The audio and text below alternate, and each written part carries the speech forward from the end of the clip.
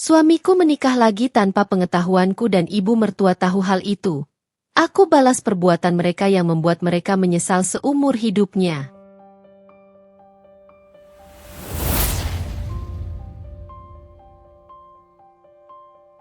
Langit Jakarta masih berwarna abu-abu, seperti enggan memutuskan apakah ingin menurunkan hujan atau membiarkan matahari bekerja. Pagi itu, Ratna menatap secangkir teh yang mulai kehilangan asapnya. Ia duduk di meja makan yang sudah tertata rapi sejak 1 jam lalu, sementara kursi di hadapannya masih kosong. Iqbal, suaminya, belum juga turun dari kamar. Ratna terbiasa dengan pagi yang hening seperti ini. Ia selalu bangun lebih dulu, menyiapkan sarapan, memastikan semua tertata sebelum suaminya berangkat kerja. Ada kebahagiaan kecil yang ia rasakan setiap kali melihat Iqbal makan hasil tangannya, meskipun akhir-akhir ini senyum itu terasa kian hambar. Dulu, 5 tahun lalu, saat mereka baru menikah, Iqbal selalu turun dengan semangat. Ia memeluk Ratna dari belakang sambil mencium pipinya dan berkata bahwa sarapan buatan Ratna adalah alasan terbaik untuk pulang ke rumah setiap hari. Tapi kini, kebiasaan itu telah menjadi kenangan. Iqbal lebih sering terburu-buru. Matanya menatap jam lebih sering daripada menatap wajah Ratna. Ratna tahu, cinta tidak selalu berisik. Ia tidak menuntut banyak. Cukup sedikit perhatian, sedikit percakapan, atau mungkin seulas senyum yang tulus. Tapi entah sejak kapan, kehangatan rumah ini mulai pudar perlahan, seperti aroma teh yang dibiarkan terlalu lama di udara. Pintu kamar di lantai atas berderit. Langkah kaki terdengar turun dari tangga. Ratna buru-buru berdiri, menata roti bakar di piring dan menuangkan teh baru agar tetap hangat. Iqbal muncul dengan wajah setengah mengantuk. Dasi belum terpasang, kemeja belum tersetrika rapi. Ia terlihat seperti seseorang yang terlalu lelah bahkan untuk tersenyum. "Kamu belum berangkat?" Suara Ratna pelan tapi lembut. "Belum, ada meeting jam 8. Jawab Iqbal singkat sambil meraih roti di piring tanpa benar-benar menatap istrinya. Ratna duduk kembali. Tangannya sibuk memutar cangkir, tapi pikirannya jauh. Ia ingin bicara banyak hal, tapi tak tahu harus mulai dari mana. Sudah lama mereka tidak benar-benar bicara, bukan sekadar bertukar kata, tapi berbagi perasaan. Setiap kali Ratna mencoba membuka obrolan, Iqbal seperti selalu punya alasan untuk menutupnya. Sibuk, lelah, pekerjaan, atau kadang hanya diam tanpa alasan. "Kemarin kamu pulang malam banget." Ratna mencoba memecah keheningan. "Lembur lagi?" Iya," jawab Iqbal sambil menatap ponselnya. "Proyek baru, banyak yang harus dikejar." Ratna mengangguk, berusaha tersenyum walau hatinya menolak. Ia tahu Iqbal tidak berbohong sepenuhnya. Suaminya memang rajin bekerja, tapi belakangan ini ia sering mendengar nada yang berbeda di balik setiap alasan. Seperti ada sesuatu yang Iqbal sembunyikan. Namun Ratna belum berani menebak apa. Ia takut menuduh, takut salah, dan lebih takut lagi jika tebakan itu benar. Iqbal meneguk tehnya cepat-cepat lalu berdiri. "Aku berangkat dulu, nanti siang mungkin gak pulang. Ada klien meeting." "Baik," jawab Ratna. "Hati-hati di jalan." "Iya." Hanya itu. Tak ada ciuman di kening, tak ada ucapan lembut seperti dulu. Ratna menatap punggung suaminya yang menjauh, lalu menutup pintu perlahan setelah mobilnya keluar dari garasi. Hening kembali mengisi rumah itu. Ratna berdiri lama di depan pintu, seolah berharap ada sesuatu yang tertinggal di udara, mungkin sisa perhatian yang dulu pernah memenuhi rumah kecil mereka. Ia menarik napas dalam, lalu melangkah ke dapur. Mencuci piring, menyapu lantai, merapikan vas bunga di meja tamu. Rutinitas yang selalu sama, tapi kali ini terasa lebih sepi dari biasanya. Di dinding, tergantung foto pernikahan mereka. Ratna dengan kebaya putih dan senyum yang cerah, Iqbal dengan jas hitam dan mata yang menatap penuh cinta. Foto itu dulu membuatnya bahagia setiap kali melihatnya. Sekarang, ia hanya merasa asing pada dua orang yang ada di dalam bingkai itu. Siang menjelang, Ratna memutuskan pergi ke rumah ibu mertuanya, Ibu Ratri. Sejak menikah, Ratna memang sering berkunjung ke sana. Rumah Ibu Ratri tak jauh dari rumah mereka, sekitar 3 kilometer. Hubungan Ratna dengan ibu mertuanya bisa dibilang rumit. Di depan orang lain, Ibu Ratri selalu tampak manis dan perhatian. Tapi ketika hanya berdua, nada suaranya berubah, halus tapi menusuk, seolah setiap kalimatnya dirancang untuk mengingatkan Ratna bahwa ia belum memberikan cucu, bahwa ia belum cukup layak untuk anak lelakinya. Namun Ratna tak pernah melawan. Ia hanya tersenyum, menunduk, menahan diri. Bagi Ratna, menghormati orang tua adalah kewajiban. Lagi pula, ia mencintai Iqbal, dan itu berarti mencintai semua yang ada dalam hidupnya, termasuk ibunya. Setibanya di rumah Ibu Ratri, Ratna disambut dengan tatapan menilai dari kepala sampai kaki. Sendirian aja. Ratna? Iqbal mana? Suara Ibu Ratri lembut tapi syarat nada. Kerja, Bu. Katanya ada meeting. Jawab Ratna sopan. Meeting terus. Ya? Pantas saja kamu jarang kelihatan mesra. Laki-laki kalau terlalu sibuk, nanti lupa sama keluarga. Ratna hanya tersenyum. Ia sudah terbiasa mendengar kalimat semacam itu. Makanya, kamu harus lebih bisa bikin dia betah di rumah, lanjut Ibu Ratri. Laki-laki itu butuh perhatian.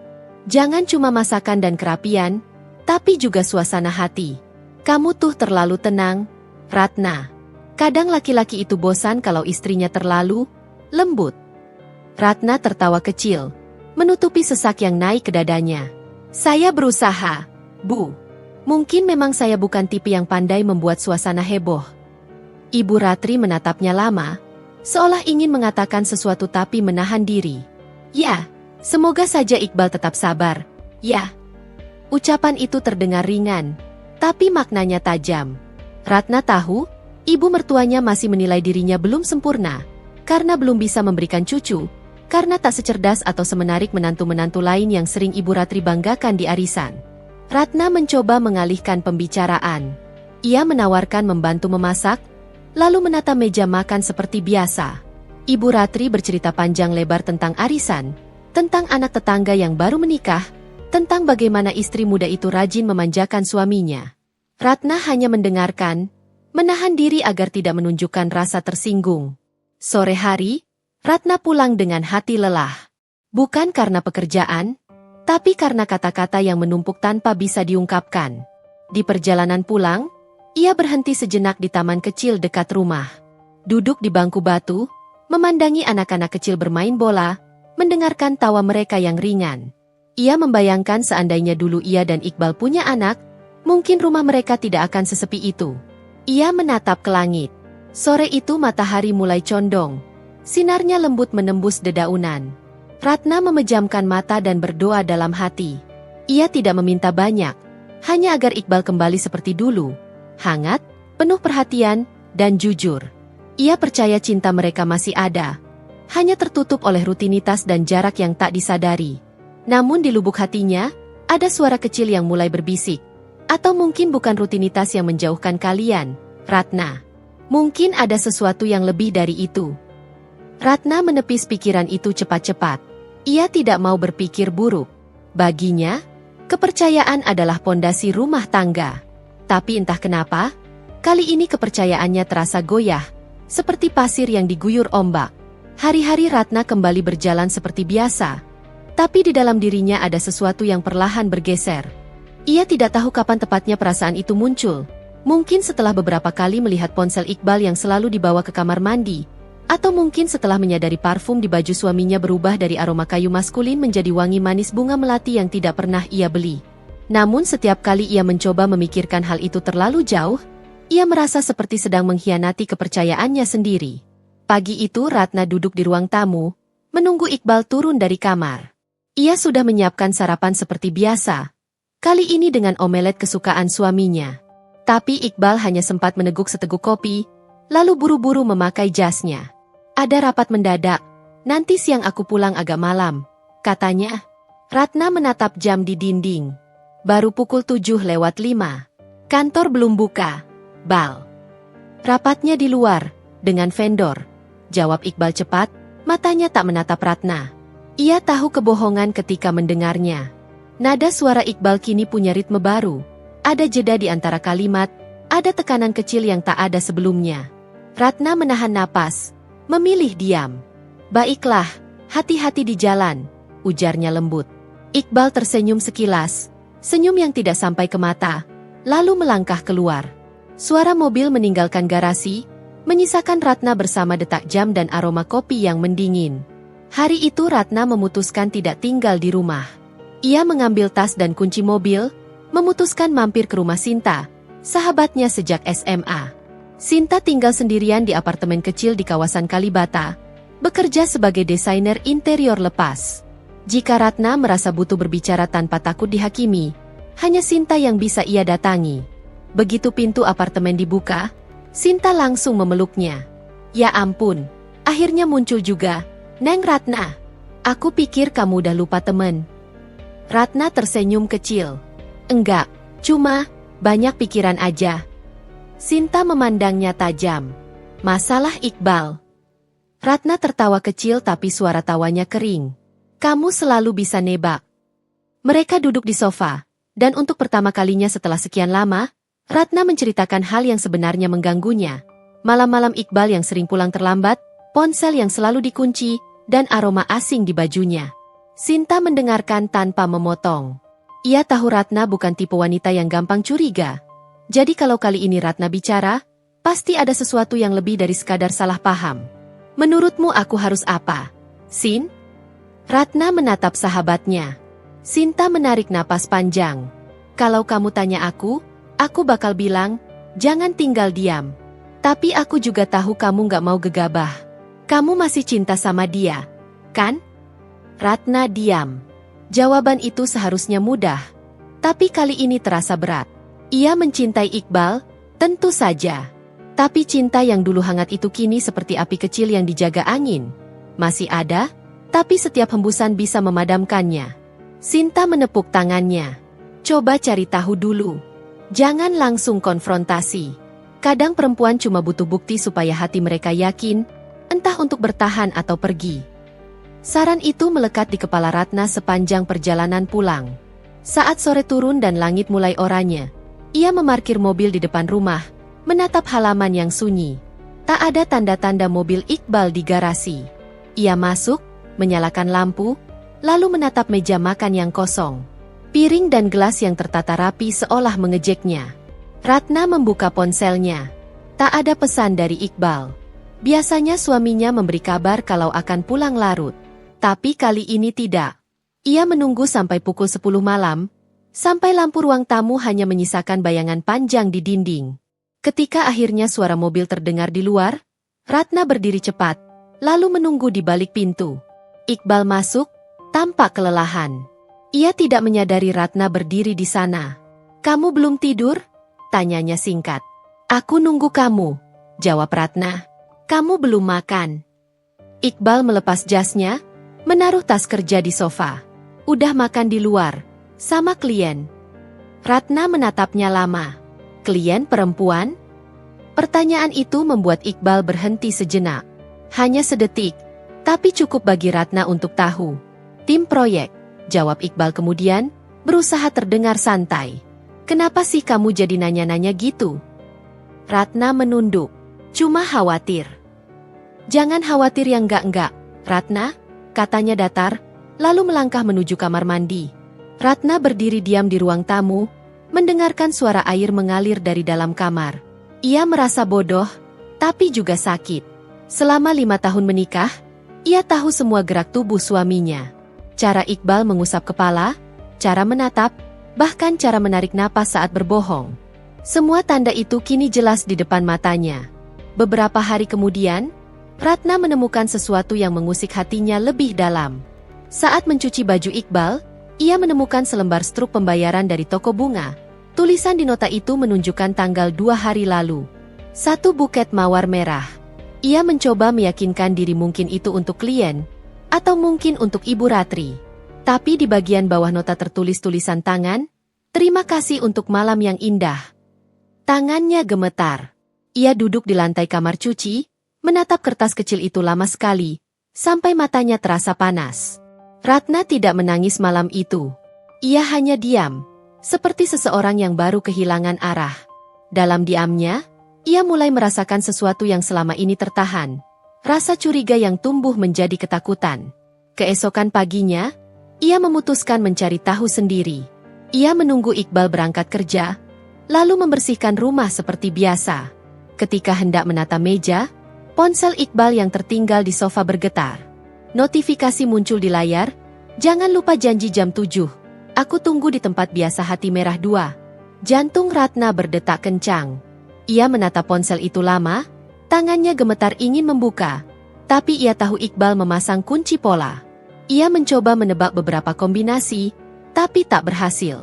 Ia meletakkan kembali ponsel itu di tempat semula, lalu duduk. Napasnya berat, pikirannya berputar. Sore harinya, Iqbal pulang lebih cepat dari biasanya. Ratna berusaha bersikap biasa, seolah tak ada yang terjadi.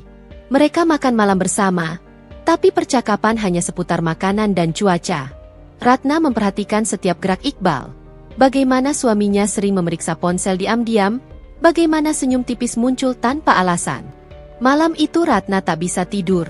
Ia berbaring menatap langit-langit kamar, mendengarkan suara detak jam di dinding. Setiap detik terdengar lebih keras dari biasanya.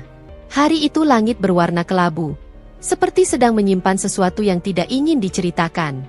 Ratna berdiri di depan jendela kamarnya, menatap halaman rumah yang basah karena gerimis semalam. Di tangannya, ia menggenggam ponsel yang kini terasa seperti benda asing. Sejak kejadian 2 hari lalu, ketika ia melihat pesan mesra yang masuk ke ponsel Iqbal, tidurnya tak lagi nyenyak. Setiap kali memejamkan mata, bayangan pesan itu muncul lagi di kepalanya, kalimat singkat dengan simbol hati yang menimbulkan ribuan pertanyaan. Ia belum menegur Iqbal. Ia masih menimbang, masih mencoba percaya bahwa semua itu mungkin hanya kesalahpahaman. Tapi semakin ia berusaha menenangkan hati, semakin pikirannya menolak untuk diam. Pagi itu Iqbal sudah bersiap lebih awal. Ia memakai kemeja biru muda dan dasi abu-abu yang baru dibelinya minggu lalu. Warna yang, seingat Ratna, tidak pernah disukainya. "Kamu kelihatan rapi banget hari ini," ucap Ratna, berusaha terdengar ringan. Iqbal menoleh sekilas, tersenyum kecil. "Ada presentasi penting di kantor." "Semangat." "Ya." "Ya." Jawaban itu pendek, tapi cukup untuk membuat Ratna sadar bahwa jarak mereka sudah terlalu jauh. Suaminya bahkan tidak menatap matanya saat berpamitan. Setelah mobilnya keluar dari gerbang, Ratna duduk di kursi makan dan memandang sisa sarapan di meja. 2 potong roti yang belum disentuh dan secangkir kopi yang masih mengepulkan uap. Ia tahu ini bukan sekadar soal kesibukan. Ada sesuatu yang lain. Dan kali ini ia ingin tahu apa. Siang menjelang, Ratna memutuskan keluar rumah dengan alasan belanja kebutuhan dapur. Namun sebenarnya, ia ingin memastikan kemana Iqbal pergi setelah meninggalkan rumah. Ia mengenakan kerudung coklat muda dan jaket panjang, lalu memacu mobilnya perlahan di belakang mobil Iqbal yang baru saja terlihat di ujung jalan. Jantungnya berdegup cepat, antara gugup dan takut. Ia belum pernah melakukan hal semacam ini sebelumnya. Setiap tikungan terasa seperti ujian kesetiaan hatinya sendiri. Iqbal mengemudi menuju arah yang tidak biasa. Biasanya jika benar ke kantor, ia akan berbelok ke arah barat, melewati jalan besar menuju gedung perusahaannya di kawasan Sudirman. Tapi kali ini, mobil itu melaju ke arah selatan, melewati jalan-jalan kecil yang jarang dilalui. Ratna menjaga jarak. Ia menurunkan kecepatan setiap kali lampu merah menyala, agar tidak terlihat mencurigakan. Setelah sekitar 20 menit, ia melihat mobil suaminya berhenti di depan sebuah kafe kecil di pinggir jalan. Dari balik kaca, Ratna melihat Iqbal turun dari mobil dengan wajah tenang. Beberapa detik kemudian, seorang wanita muncul dari arah kafe, berambut panjang, memakai blus putih dan rok krem. Wanita itu tersenyum, dan Iqbal membalas senyuman itu dengan cara yang selama ini tidak pernah lagi ia tunjukkan pada Ratna. Ratna menatap adegan itu tanpa berkedip. Dada terasa sesak, tapi matanya tetap memaksa untuk melihat. Ia melihat tangan wanita itu menyentuh lengan Iqbal sambil tertawa kecil. Mereka lalu masuk ke kafe bersama. Ratna duduk diam di mobilnya, tidak tahu harus melakukan apa. Rasanya seperti ada yang runtuh di dalam dirinya. Tapi ia masih berharap semua itu punya penjelasan. Ia ingin percaya bahwa mungkin itu rekan kerja, mungkin pertemuan profesional. Tapi caranya menatap, cara Iqbal memandang balik, itu bukan tatapan antara rekan kerja. Itu tatapan antara 2 orang yang menyimpan rahasia yang sama. Setelah menunggu hampir 1 jam, Iqbal dan wanita itu keluar dari kafe. Mereka berjalan ke arah mobil, dan sebelum masuk, Wanita itu menepuk lembut bahu Iqbal sambil tersenyum. Iqbal membalas dengan anggukan kecil, lalu membuka pintu mobil untuknya. Ratna menunduk cepat, takut terlihat. Tangannya menggenggam kuat setir mobil sampai buku jarinya memutih. Ia menunggu beberapa detik setelah mobil suaminya pergi, lalu menghidupkan mesin dan mengikuti dari kejauhan lagi. Kali ini Iqbal mengantar wanita itu ke sebuah rumah di daerah Tebet, rumah kecil dengan pagar hijau. Wanita itu turun dan melambaikan tangan, sementara Iqbal menatapnya beberapa saat sebelum berbalik arah. Ratna tidak tahu bagaimana ia bisa menahan air mata sampai suaminya benar-benar pergi. Setelah mobil itu hilang dari pandangan, ia menepi di ujung jalan, menutup wajah dengan kedua tangan. Suara isaknya pelan tapi menusuk dada. Sore itu Ratna pulang tanpa tenaga. Rumah terasa lebih sunyi dari biasanya, dan setiap benda seolah bersekongkol mengingatkannya pada kebohongan yang baru ia saksikan. Malamnya, saat Iqbal pulang, Ratna berpura-pura tidak tahu apa-apa. Ia menyiapkan makan malam seperti biasa, bahkan tersenyum saat menyambutnya di pintu. "Gimana meetingnya?" tanyanya lembut. "Capek banget," jawab Iqbal sambil duduk di sofa. "Banyak revisi proposal dari klien." Ratna mengangguk, meletakkan piring di meja. "Kamu ketemu siapa aja hari ini?" Iqbal meneguk airnya cepat. "Tim kantor, sama orang vendor." Ratna menatapnya lama. Ia menunggu ada kejujuran kecil keluar dari mulut Iqbal, tapi yang datang hanyalah kebohongan baru. Ia ingin marah, tapi yang muncul justru keheningan. Marah, ia pikir, terlalu mudah. Tapi diam jauh lebih menyakitkan. Beberapa hari berikutnya, Ratna mencoba mengamati lebih dalam. Ia mulai memperhatikan jadwal Iqbal. Jam berangkat, jam pulang, kebiasaan baru. Setiap kali Iqbal pergi, meeting, ia akan menerima pesan dari nomor tak dikenal yang muncul di layar ponsel suaminya. Nama pengirim tidak tersimpan, tapi pesan-pesannya lembut dan penuh perhatian. Ratna tidak langsung menegur. Ia tahu waktu akan membawa kebenaran sendiri. Tapi setiap hari berlalu, kesabarannya terkikis sedikit demi sedikit. Suatu malam, saat Iqbal tertidur lelap, ponselnya bergetar di meja samping ranjang. Ratna memejamkan mata, tapi rasa ingin tahunya terlalu besar. Ia mengambil ponsel itu dengan hati-hati, lalu menatap layar. Ada pesan masuk, "Aku kangen. Besok jadi, kan? Aku sudah siapkan semuanya." Dadanya berdebar. Ia menatap wajah Iqbal yang tertidur di sebelahnya. Wajah itu tenang, seolah tidak menyimpan apa-apa. Tapi di balik ketenangan itu, Ratna tahu ada dunia lain yang tidak pernah ia kenal. Ia tidak membuka lebih jauh pesan itu, takut kehilangan kendali. Ia hanya meletakkannya kembali di tempat semula, lalu menatap langit-langit kamar. Dalam hati, ia berjanji tidak akan diam lagi. Esok harinya, Ratna pergi ke rumah Ibu Ratri. Ia tidak tahu kenapa, tapi nalurinya membawanya ke sana. Mungkin karena ingin curhat, atau sekadar mencari ketenangan. Ketika sampai di sana, ia mendapati rumah dalam keadaan sepi. Pintu tidak terkunci, jadi ia masuk pelan. Dari ruang tengah terdengar suara Ibu Ratri berbicara di telepon. Ratna berhenti di balik tembok, tidak bermaksud menguping, tapi kalimat yang terdengar membuatnya membeku. "Iya, aku tahu. Tapi jangan sampai Ratna tahu dulu. Kasihan, dia pasti nggak akan sanggup." Suara Ibu Ratri terdengar lembut, tapi tegas. Ada jeda, lalu ia tertawa kecil. "Yang penting kalian hati-hati. Jangan bikin kegaduhan. Nanti kalau waktunya tepat, baru diberitahu." Ratna berdiri diam seperti patung. Nafasnya tercekat. Ia tidak tahu pasti siapa yang diajak bicara, tapi setiap kata cukup untuk menghancurkan sisa keyakinan yang masih bertahan. Ia mundur perlahan, keluar dari rumah tanpa suara. Di luar, angin sore bertiup kencang, membawa suara daun yang bergesekan. Ratna berjalan cepat ke mobilnya, menahan air mata yang akhirnya jatuh juga. Kini semuanya mulai masuk akal. Jarak Iqbal, senyum yang hilang, telepon yang disembunyikan, bahkan sikap aneh Ibu Ratri yang belakangan sering bicara seolah menyembunyikan sesuatu. Ratna memegang setir erat-erat, matanya buram oleh air mata. Ia tidak tahu harus melapor pada siapa, tidak tahu harus mengadu kemana. Satu-satunya orang yang dulu ia percaya kini menjadi bagian dari rahasia yang menikamnya. Sejak hari itu, Ratna tak lagi sama. Setiap pagi ketika Iqbal berangkat kerja, ia menatap punggung suaminya dengan mata yang tak lagi penuh cinta, melainkan dengan segumpal tanya yang tak kunjung terjawab. Setiap kali pintu tertutup di belakang Iqbal, rumah terasa terlalu luas, terlalu sunyi, seperti menertawakan dirinya yang kini hidup dalam kebohongan. Ia berusaha menjalani hari-harinya seperti biasa, membersihkan rumah, memasak, menata bunga di vas ruang tamu, tapi semua terasa hambar.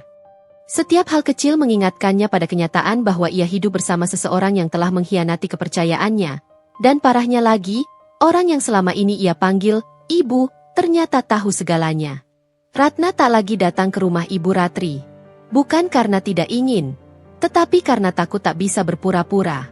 Sejak mendengar percakapan itu, suara Ibu Ratri di telepon masih terus terngiang di telinganya. Kadang saat tengah malam, ia terbangun karena mimpi buruk. Mimpi di mana ia melihat Iqbal tersenyum pada wanita lain sementara Ibu Ratri berdiri di belakang mereka, tersenyum lega seolah semuanya wajar. Hari-hari berlalu tanpa kejelasan. Ratna mulai kehilangan selera makan, tubuhnya tampak lebih kurus. Namun di balik kelemahannya, ada bara kecil yang mulai menyala di dalam dirinya. Ia tak mau terus-menerus menjadi korban dari permainan yang mereka mainkan. Ia harus tahu kebenarannya, sejelas-jelasnya. Suatu pagi, Ratna berangkat ke salon langganannya. Tapi kali ini bukan untuk memotong rambut atau merawat wajah. Ia hanya ingin berbicara dengan Mira, sahabat lamanya yang bekerja di sana. Mira dikenal banyak tahu tentang orang-orang di sekitar, karena pelanggannya datang dari berbagai kalangan.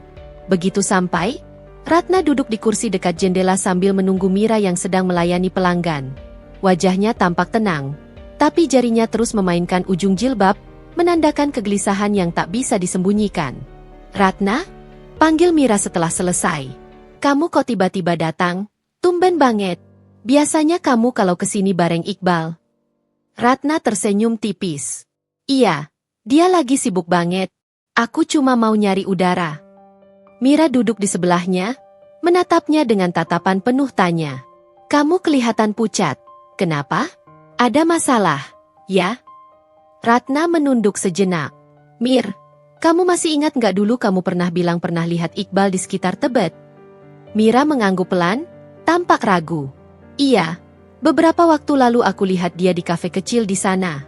Tapi aku kira kamu tahu. Aku nggak mau salah paham, makanya aku diam." "Dia sama siapa waktu itu?" Suara Ratna bergetar pelan. Mira menatap wajah sahabatnya, lalu menghela napas panjang. "Sama perempuan. Aku nggak tahu siapa, tapi mereka kelihatan dekat. Aku pikir mungkin rekan kerja. Tapi, cara mereka bicara, cara perempuan itu ngelihat Iqbal." Ia berhenti, memilih kata dengan hati-hati. "Aku tahu kamu nggak mau dengar ini, tapi aku rasa kamu harus siap kalau ternyata ada sesuatu di balik itu." Ratna memejamkan mata. Kalimat itu seperti pisau yang menyayat perlahan tapi pasti. Ia sudah tahu jawabannya bahkan sebelum pertanyaan itu keluar. Namun mendengarnya langsung dari orang lain membuat semuanya lebih nyata. "Terima kasih, Mir," katanya pelan. "Aku cuma butuh tahu." Setelah percakapan itu, Ratna tidak langsung pulang. Ia duduk lama di dalam mobil, menatap jalanan yang ramai tapi terasa asing. Ia tahu langkah selanjutnya harus diambil dengan hati-hati. Ia tidak bisa asal menuduh tanpa bukti. Beberapa hari berikutnya, Ratna mulai menyusun rencana kecil. Ia mengingat kebiasaan Iqbal yang selalu lupa membawa charger ponsel cadangan ke kantor.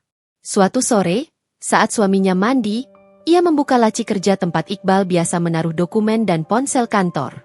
Ia tidak ingin melanggar privasi, tapi kali ini bukan soal privasi, ini soal kejujuran. Di dalam laci itu, Ratna menemukan sebuah amplop putih yang agak tebal. Ia membukanya perlahan, dan di dalamnya ada beberapa lembar kertas, salinan slip gaji, kwitansi pengiriman uang, dan selembar surat pernyataan dengan tanda tangan yang sangat ia kenal. Ratna membaca nama yang tertera di surat itu. Iqbal Rahman, dan Nabila Sari. Jantungnya seolah berhenti berdetak. Surat itu bertuliskan surat keterangan nikah siri, lengkap dengan tanda tangan saksi dan cap dari seorang ustaz. Tangannya bergetar hebat. Dunia yang selama ini ia bangun bersama Iqbal runtuh dalam sekejap. Ia tidak tahu harus menangis atau tertawa. Rasanya seperti diseret ke dalam jurang yang dalam tanpa sempat berpegangan pada apapun. Ketika Iqbal keluar dari kamar mandi, Ratna buru-buru menutup amplop itu dan menaruhnya kembali seperti semula. Ia berusaha bersikap biasa, tapi air matanya nyaris tumpah. Malam itu, Ratna tidak bisa tidur. Ia menatap wajah suaminya yang terlelap di sebelahnya, wajah yang dulu membuatnya merasa aman. Kini wajah itu menjadi simbol kebohongan. Paginya, ia bangun lebih awal. Setelah Iqbal pergi, Ratna kembali membuka amplop itu. Kali ini ia mengambil foto surat tersebut dengan ponselnya. Ia tahu, mungkin suatu saat ia akan membutuhkan bukti ini. Hari-hari setelah itu, Ratna berperan seolah tidak tahu apa-apa. Ia tetap menyiapkan sarapan, tetap menanyakan kabar, tetap menjadi istri yang sabar. Tapi di balik ketenangan itu, pikirannya bekerja keras. Ia ingin tahu siapa sebenarnya wanita bernama Nabila Sari itu, dan mengapa Ibu Ratri menyembunyikan semuanya. Ia mulai mencari di media sosial. Nama Nabila Sari muncul beberapa kali. Ada akun dengan foto seorang wanita muda, berwajah manis dan sederhana, namun di matanya terlihat sinar percaya diri yang kuat. Saat Ratna menatap wajah itu, entah kenapa ia merasa ada sesuatu yang menggelitik di dadanya. Perasaan marah bercampur iba. Wanita itu mungkin tak tahu apa yang telah dirusaknya. Ratna memperbesar foto profilnya, memperhatikan detail wajahnya. Ia mencoba menahan air mata yang mulai mengalir tanpa izin. Semua hal yang ia perjuangkan selama ini, kesetiaan, pengorbanan, cinta, ternyata tidak cukup untuk menjaga suaminya tetap tinggal. Sore itu, Ibu Ratri menelepon. Suaranya terdengar seperti biasa, lembut dan penuh perhatian. "Ratna, kamu kenapa akhir-akhir ini jarang ke rumah? Ibu kangen, loh." Ratna berusaha menjaga nada suaranya tetap tenang. "Maaf, Bu. Lagi banyak kerjaan di rumah. Kalau kamu butuh sesuatu, bilang ke Ibu, ya. Jangan sungkan." "Iya, Bu." Percakapan itu berakhir dengan nada yang sama seperti biasanya. Tapi bagi Ratna, setiap kata terasa penuh kepalsuan. Ia ingin bertanya langsung, kenapa Ibu Ratri bisa setega itu, tapi ia tahu belum waktunya. Ia belum siap menghadapi jawaban yang mungkin akan lebih menyakitkan. Malamnya, Ratna menatap surat nikah siri itu lagi di layar ponselnya. Ia menatap tanda tangan Iqbal lama sekali. Di bawah tanda tangan itu, tertulis tanggal yang membuat matanya semakin basah. Hanya 2 bulan setelah ulang tahun pernikahan mereka yang ke-6. Tangan Ratna gemetar saat menutup layar. Ia merasa marah, tapi di saat yang sama tubuhnya lemah tak berdaya. Ia ingin berteriak, tapi suaranya tertahan di tenggorokan. Hari berikutnya, Iqbal pulang lebih awal dari biasanya. Ia tampak ceria, membawa sekotak makanan dari luar. "Sayang, aku bawain martabak kesukaan kamu," katanya sambil tersenyum. Ratna menatapnya lama. Senyum itu terlihat begitu tulus, seolah tidak ada dosa yang sedang disembunyikan. "Terima kasih," jawab Ratna pelan, lalu mengambil piring. Mereka makan bersama dalam diam. Hanya suara sendok dan piring yang terdengar. Iqbal mencoba mencairkan suasana, tapi Ratna tetap dingin. "Kamu kenapa akhir-akhir ini diam aja, Nah?" tanya Iqbal. Ratna menatapnya. "Aku cuma capek. Kerjaan rumah." Ratna menggeleng. "Capek percaya."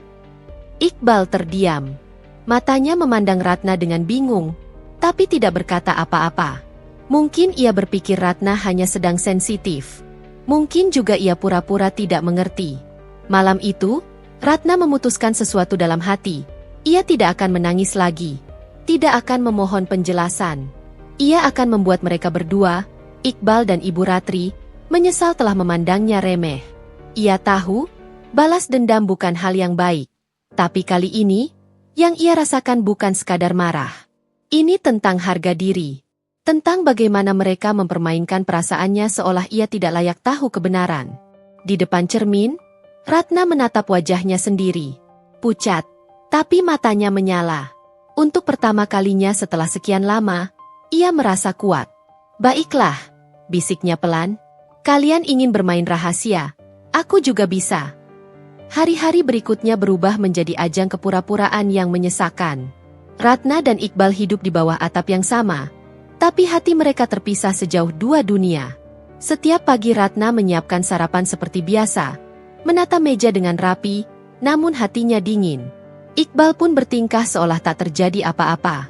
Kadang ia masih tersenyum, kadang mencoba memeluk, tapi Ratna hanya membalas dengan senyum hambar yang cukup untuk menutupi badai di dadanya.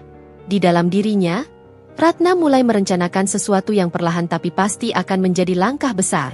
Ia tidak ingin gegabah, tidak ingin emosinya menguasai. Ia ingin membuat semua berjalan dengan rapi, tanpa jejak, hingga pada akhirnya mereka akan menyesal karena menganggapnya lemah. Setiap malam, setelah Iqbal tertidur, Ratna duduk di depan meja rias dengan laptop terbuka. Ia menelusuri nama Nabila Sari di berbagai situs, media sosial, bahkan akun-akun kecil yang menampilkan foto-foto keseharian. Dari sana, sedikit demi sedikit, ia mulai mengenal wajah yang menghancurkan rumah tangganya. Nabila tampak muda, mungkin awal 20-an, jauh lebih muda dari Ratna.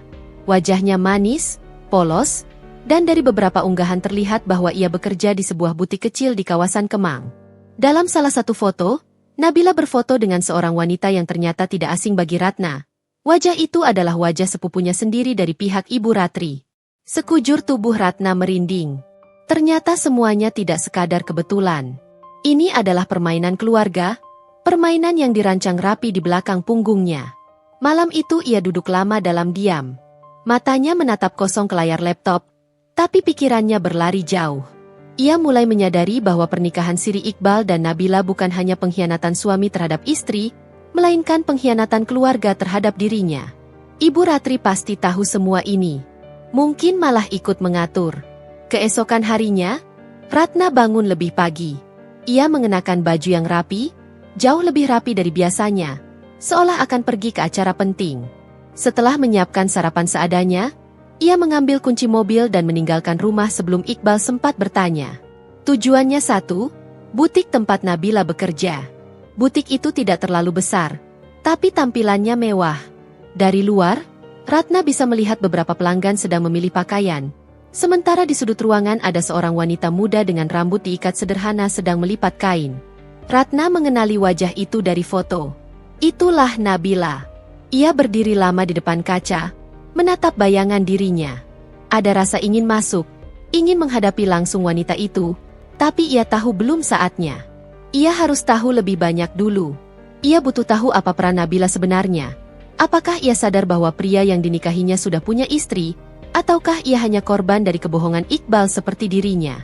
Ratna melangkah ke kafe kecil di seberang butik dan duduk di meja dekat jendela. Dari sana ia bisa melihat jelas setiap gerak-gerik Nabila. Ia memesan kopi, tapi tak sempat meneguknya. Matanya tak beranjak sedikit pun dari arah butik. Sekitar 1 jam kemudian, seseorang datang ke butik itu. Seorang pria dengan kemeja biru muda dan jam tangan yang tak asing. Ratna menahan napas. Tubuhnya kaku. Tangannya memegang cangkir kopi yang nyaris tumpah.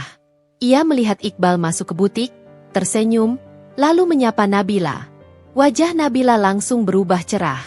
Mereka berbicara sebentar, lalu Iqbal menyodorkan sesuatu. Tas kecil berwarna krem, dan Nabila menerimanya dengan tawa kecil. Tidak ada pelukan, tidak ada sentuhan berlebihan, tapi cukup untuk menunjukkan kedekatan yang lebih dari sekadar pertemanan. Air mata Ratna jatuh tanpa ia sadari. Ia tidak tahu mana yang lebih menyakitkan, melihat pengkhianatan dengan mata kepala sendiri, atau menyadari bahwa selama ini semua orang di sekelilingnya bersekongkol untuk menutupi kebohongan itu. Ia menunggu sampai Iqbal keluar dari butik, lalu menatap mobilnya menjauh sebelum memutuskan untuk pergi. Dalam perjalanan pulang, Ratna merasakan sesuatu yang berbeda. Bukan lagi sakit, bukan lagi sedih, melainkan ketenangan dingin yang aneh. Ia tahu kini saatnya berubah. Ia tidak bisa lagi menjadi Ratna yang hanya menangis di balik pintu kamar. Sesampainya di rumah, Ratna menyalakan komputer dan mulai menulis sesuatu. Bukan surat cinta, bukan catatan kesedihan, tapi daftar. Daftar rencana, langkah demi langkah, tentang apa yang akan ia lakukan. Di paling atas, ia menulis dengan huruf besar, mereka akan menyesal. Langkah pertama, ia harus tahu seberapa jauh keterlibatan Ibu Ratri. Ia ingat betul, Ibu Ratri pernah beberapa kali mengajaknya ke pengajian yang dihadiri oleh teman-teman lamanya. Salah satu di antaranya adalah ustaz yang menandatangani surat nikah siri itu, Ia mengenali tanda tangannya. Itu berarti, Ibu Ratri bukan hanya tahu, tapi ikut membantu pernikahan itu terjadi. Malam itu, Ratna mengambil napas panjang. Ia menatap foto pernikahannya dengan Iqbal yang tergantung di dinding ruang tamu. Dulu foto itu adalah simbol cinta. Kini hanya pengingat tentang kebohongan. Ia mendekat, menatap mata Iqbal dalam foto itu, lalu dengan tenang menurunkan bingkai dan meletakkannya di lantai. Hari-hari berikutnya, Ratna mulai berakting. Ia kembali bersikap hangat kepada Iqbal, kembali tersenyum, bahkan mulai melayani setiap kebutuhannya seperti dulu. Iqbal terlihat lega, mengira badai sudah berlalu. Ia mulai pulang lebih sering, bahkan sesekali membelikan hadiah kecil. Ratna menerimanya semua dengan ekspresi lembut, seolah semua sudah terlupakan. Namun di balik semua itu, Ratna mulai membangun jaringan kecil. Ia mendatangi beberapa teman lamanya yang bekerja di bidang hukum, salah satunya Dimas, teman kuliahnya dulu yang kini menjadi pengacara.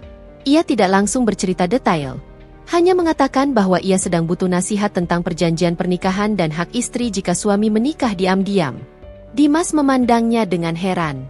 Kenapa tiba-tiba bahas ini? Erate? Ada masalah? Ratna tersenyum tipis. Hanya ingin tahu. Dunia sekarang penuh kejutan. Dimas menjelaskan dengan sabar semua hal yang Ratna butuhkan. Tentang hak istri sah, tentang kedudukan hukum nikah siri, dan tentang cara mengumpulkan bukti bila terjadi kecurangan. Ratna mendengarkan dengan seksama, mencatat setiap detail dalam pikirannya. Setelah pertemuan itu, ia merasa langkahnya semakin mantap. Ia tidak akan meledak secara emosional, tidak akan membuat keributan. Ia akan menunggu waktu yang tepat untuk menjatuhkan Iqbal dan Ibu Ratri dengan cara yang paling elegan, cara yang akan membuat mereka menyesal tanpa harus mengotori tangannya. Malamnya, Iqbal pulang membawa bunga mawar merah. Untuk kamu, katanya sambil tersenyum. Ratna menerimanya dengan wajah tenang.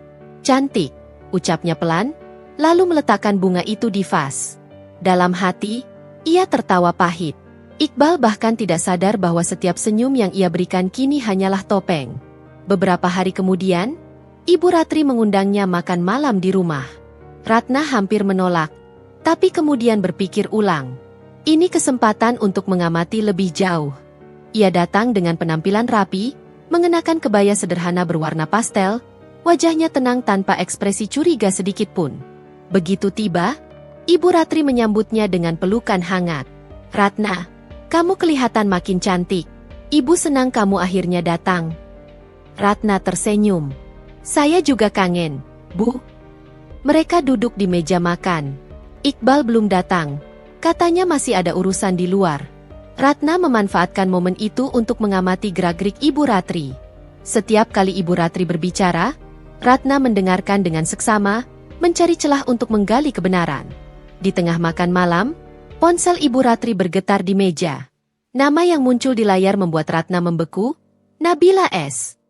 Ibu Ratri buru-buru mengambil ponsel itu, menatap sekilas Ratna, lalu menjawab dengan suara pelan. Halo, Nak? Iya, Iqbal masih di jalan. Sudah, sabar dulu ya, nanti juga datang. Ratna pura-pura sibuk dengan makanannya, tapi setiap kata itu menampar keras di telinganya. Jadi benar, Ibu Ratri memang tahu. Bahkan berbicara dengan wanita itu seolah sudah bagian dari keluarga. Setelah menutup telepon, Ibu Ratri tersenyum canggung. Anak teman ibu. Dia mau menitip salam buat kamu katanya. Ratna mengangguk pelan. Oh begitu ya, Bu. Tapi dalam hati, sesuatu yang lama tertahan kini mulai menyala lagi. Ia tahu, permainan ini sudah harus segera berakhir. Tapi bukan dengan kemarahan, melainkan dengan strategi yang akan membuat semuanya bertekuk lutut di hadapannya. Sejak malam ketika Ratna memutuskan untuk tidak lagi menangis demi seorang lelaki yang telah mencabik kepercayaannya, hidupnya seperti berpindah jalur. Ia masih tinggal di rumah yang sama, menyiapkan sarapan yang sama, tersenyum seperlunya saat Iqbal pulang. Namun di balik itu pikirannya bekerja dalam diam.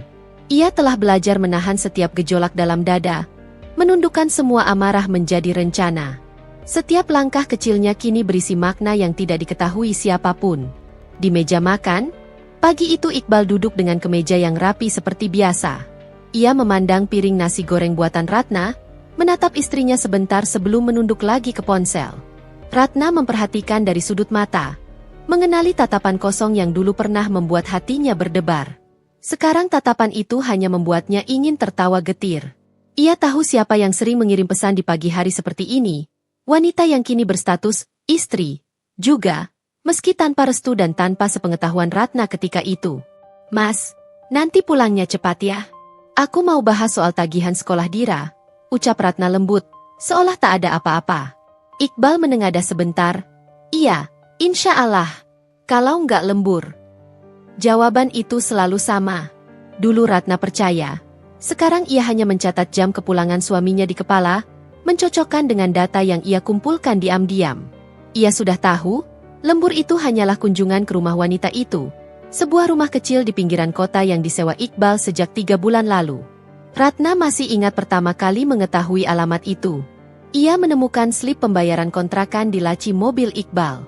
Tak ada nama penyewa, tapi nomor telepon yang tertera sama dengan yang dulu ia temukan di log panggilan suaminya. Saat itu Ratna tidak langsung marah. Ia hanya menyalin alamat ke catatan ponselnya, menunggu waktu yang tepat untuk datang. Dan waktu itu telah tiba. Hari Sabtu, ketika Iqbal bilang akan rapat proyek di luar kota, Ratna berpura-pura mengangguk, bahkan membungkuskan bekal untuknya. Setelah mobil Iqbal meluncur keluar, Ratna bersiap dengan hati yang dingin. Ia mengenakan pakaian sederhana, jilbab abu, membawa tas kecil, lalu memesan taksi daring menuju alamat kontrakan.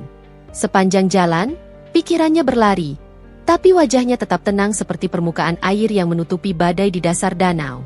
Ketika mobil berhenti di depan rumah itu, Ratna menatap bangunan kecil bercat biru pudar. Di teras ada sandal laki-laki, ia mengenali merek yang sama dengan milik Iqbal. Ia tidak mengetuk. Ia hanya berdiri cukup lama sampai seorang perempuan keluar membawa sapu. Perempuan itu berhenti, kaget melihat Ratna. Wajahnya muda, mungkin akhir 20-an. Senyum gugup muncul di bibirnya, seolah tahu siapa yang berdiri di depannya. "Maaf, ini rumah Bu siapa?" Suara Ratna tenang. Saya Nisa, Bu. Ada perlu?" Jawabnya gugup. Ratna mengangguk kecil, menatap cincin di jari perempuan itu, cincin yang sama dengan cincin cadangan yang dulu Iqbal beli 2 buah. Katanya, diskon. "Oh, jadi kamu Nisa," kata Ratna pelan.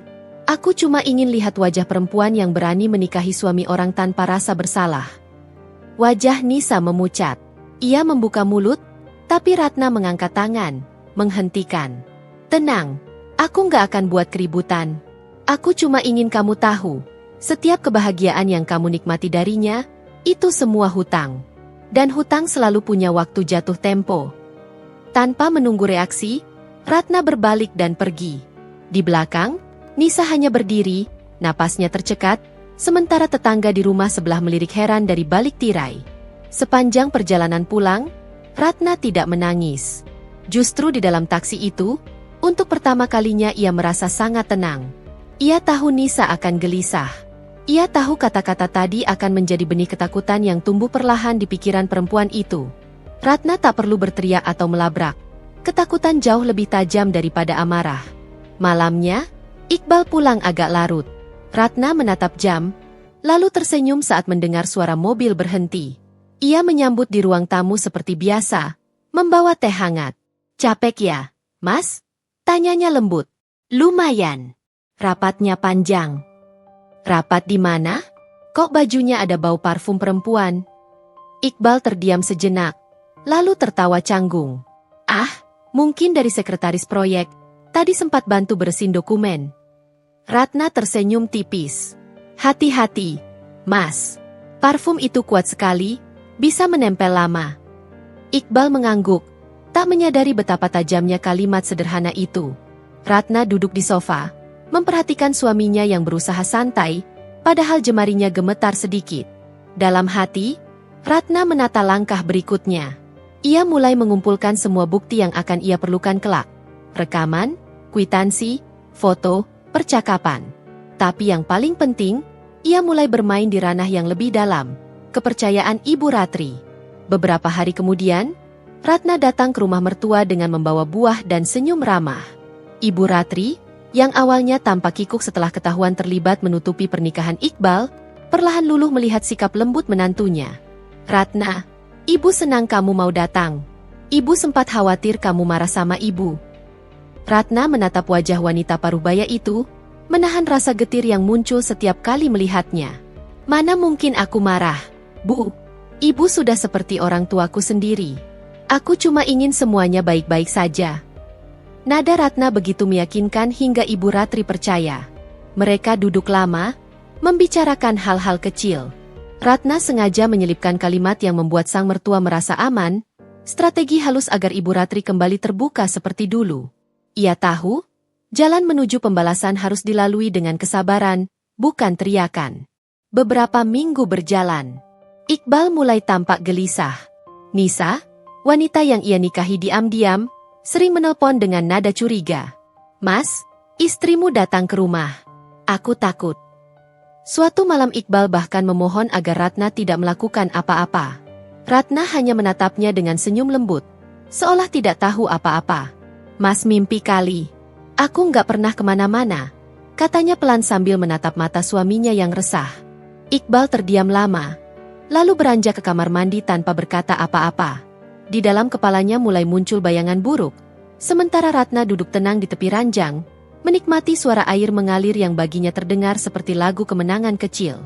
Hari demi hari, Ratna memainkan peran sempurna sebagai istri baik. Ia menyiapkan makan malam, mengingatkan jadwal kerja, bahkan membantu Ibu Ratri mempersiapkan acara arisan keluarga. Semua terlihat normal. Namun perlahan rasa bersalah mulai tumbuh di hati Iqbal dan ibunya. Setiap kali mereka melihat Ratna tersenyum tulus, sesuatu di dada mereka terasa sesak. Itulah yang diinginkan Ratna. Penyesalan yang lahir bukan karena teriakan, tapi karena kebaikan yang tak bisa mereka balas. Suatu sore, saat Ibu Ratri datang berkunjung tanpa kabar, Ratna menyiapkan teh hangat seperti biasa. Ibu kelihatan capek, sini aku pijitin, katanya dengan suara lembut. Ibu Ratri tersenyum kecil. Kamu baik sekali, Nak. Ratna tersenyum kembali, tapi dalam hatinya bergema kalimat yang tak ia ucapkan. Aku hanya sedang membuat ibu merasa aman sebelum badai datang. Malam itu, Ratna menulis sesuatu di buku catatannya. Buku kecil bersampul hitam yang disimpannya di dalam laci terkunci. Di halaman pertama tertulis, langkah pertama, memulihkan kendali. Langkah kedua, membuat mereka merasa aman. Langkah ketiga, menunjukkan kebenaran di waktu yang paling menyakitkan. Ia tahu jalannya masih panjang. Tapi setiap kali melihat wajah Iqbal yang mulai murung, dan Ibu Ratri yang kini sering kehilangan senyum, Ratna tahu, perlahan ia mulai menang. Hari-hari terasa aneh bagi Ratna. Seperti menyaksikan kehidupan orang lain dari balik kaca. Ia melakukan rutinitasnya. Tetapi kini setiap langkah adalah bagian dari permainan yang ia ciptakan sendiri. Semua tampak biasa, senyum lembutnya, sikap tenangnya, perhatian kecil yang ia berikan pada Iqbal dan Ibu Ratri. Namun di balik itu, ia sedang menyiapkan panggung besar untuk pertunjukan akhir. Pagi itu Ratna berdiri di depan cermin. Tatapan matanya tajam namun tenang. Sudah lama ia tidak merasa sekuat ini. Di meja rias, tergeletak 2 berkas dokumen. Surat kuasa pengacara dan salinan akta nikah. Ia sudah berbicara dengan seorang pengacara wanita muda, Rania, yang membantunya menyusun langkah hukum tanpa menarik perhatian. Ratna tak langsung menggugat. Belum. Ia ingin waktu berpihak padanya lebih dulu. Ia ingin mereka semua mengakui dosa mereka tanpa perlu ia paksa. Di ruang tamu, suara Iqbal terdengar memanggil. Ratna, kunci mobilku kamu lihat. Ratna berbalik, membawa kunci itu dengan senyum. Ketinggalan di meja, Mas. Iqbal menatapnya sekilas, merasa canggung dengan kelembutan itu. Ia tahu Ratna sudah tahu segalanya, tapi tidak mengerti mengapa istrinya tetap bisa bersikap seolah tak terjadi apa-apa. Kadang ia merasa Ratna sedang menunggu sesuatu, dan perasaan itu membuatnya tidak bisa tidur. Ketika mobil suaminya meninggalkan halaman, Ratna mengambil ponsel, menekan satu nama di daftar kontak. Rania, lawyer. Semua sudah siap? Suaranya pelan namun tegas. Sudah, Bu Ratna. Kalau ibu ingin lanjut ke tahap kedua, saya bisa kirim surat panggilan minggu depan. Ratna terdiam sesaat, menatap ke arah pintu rumah yang baru saja ditutup Iqbal. Belum sekarang. Saya masih ingin lihat mereka menyesali semuanya dengan cara mereka sendiri. Kirimkan saja berkas itu ke email saya. Nanti saya tanda tangani saat waktunya tepat. Baik, Bu. Setelah sambungan ditutup, Ratna meletakkan ponsel, menatap ruang tamu kosong yang kini terasa seperti saksi bisu dari segala luka yang sudah ia simpan. Sore itu, Ibu Ratri datang tanpa kabar. Seperti biasa, Ratna menyambutnya dengan ramah. Mereka duduk berdua di ruang keluarga, menikmati teh hangat. Ratna, Ibu lihat kamu akhir-akhir ini tenang sekali.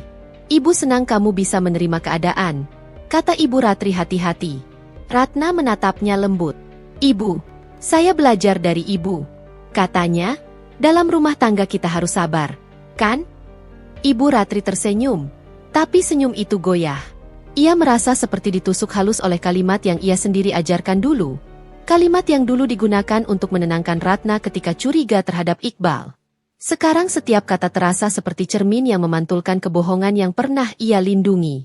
Ratna lalu berdiri, mengambil album foto lama dari lemari. Lihat, Bu. Ini waktu pernikahan saya dan Mas Iqbal dulu.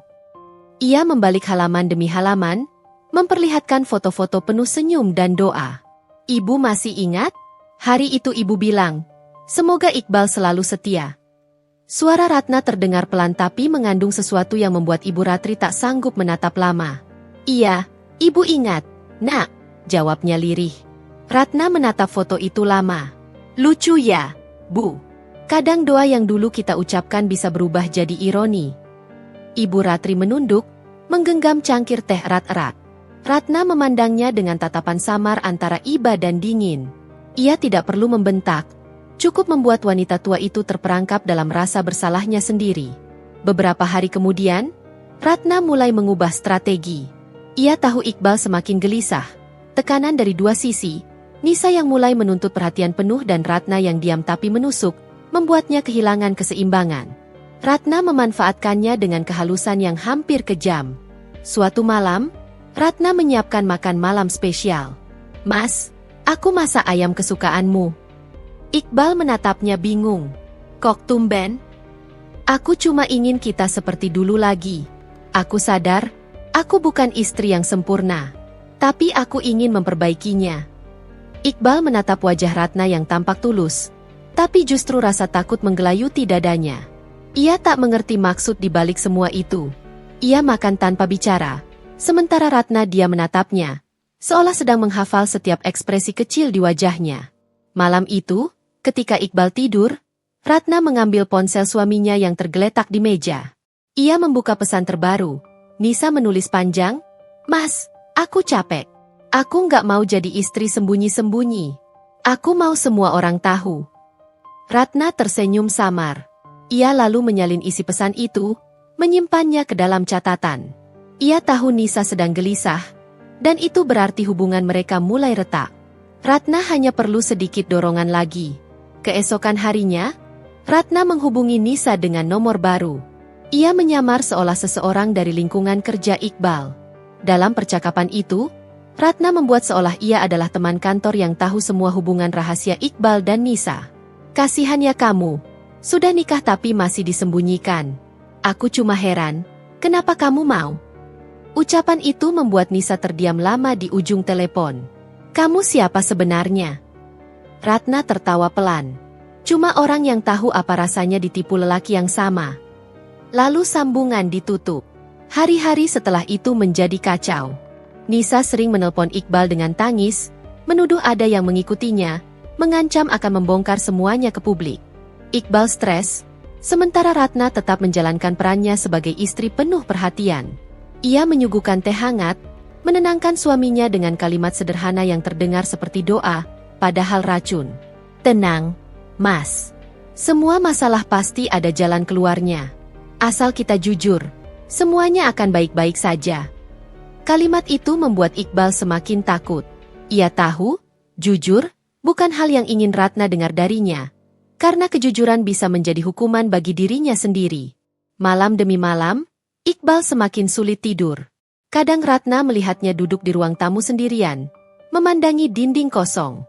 Pernah suatu kali, Iqbal menatap Ratna lama dan berkata, "Kamu gak marah sama aku?" kan? Ratna menatapnya lembut. Kalau aku marah, apa gunanya? Kamu udah cukup disiksa sama perasaanmu sendiri. Iqbal tidak menjawab. Air matanya menetes, dan Ratna hanya memalingkan wajah, bukan karena iba, tapi karena ia tidak ingin terlihat menikmati pemandangan itu. Sementara itu, Ibu Ratri mulai kehilangan keseimbangan emosi. Ia sering lupa, mudah panik, bahkan beberapa kali menelepon Ratna tengah malam hanya untuk memastikan semuanya baik-baik saja. Ratna, kamu nggak marah sama ibu, kan? Ibu cuma ingin kamu dan Iqbal bahagia. Ratna selalu menjawab dengan suara lembut yang membuat wanita tua itu menangis di ujung telepon. Saya nggak pernah marah, Bu. Saya cuma belajar dari ibu bagaimana menerima takdir dengan ikhlas. Setiap kali percakapan itu berakhir, Ratna menatap langit-langit kamarnya dengan mata yang kosong tapi puas.